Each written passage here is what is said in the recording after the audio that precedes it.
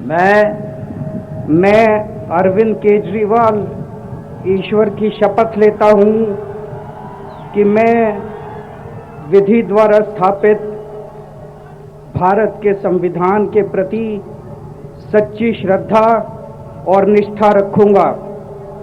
मैं भारत की प्रभुता और अखंडता अक्षुण्ण रखूंगा।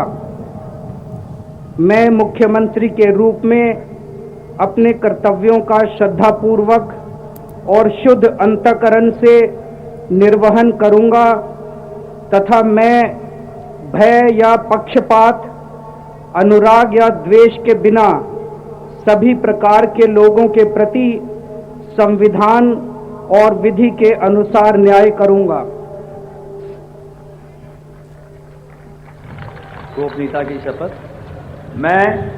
मैं अरविंद केजरीवाल ईश्वर की शपथ लेता हूं कि जो विषय मुख्यमंत्री के रूप में मेरे विचार के लिए लाया जाएगा अथवा मुझे ज्ञात होगा, उसे किसी व्यक्ति या व्यक्तियों को तब के सिवाय जबकि मुख्यमंत्री के रूप में अपने कर्तव्यों के सम्यक निर्वहन के लिए ऐसा करना अपेक्षित हो, मैं प्रत्यक्ष अथवा अप्रत्यक्ष रूप से संसूचित या प्रकट नहीं करूंगा।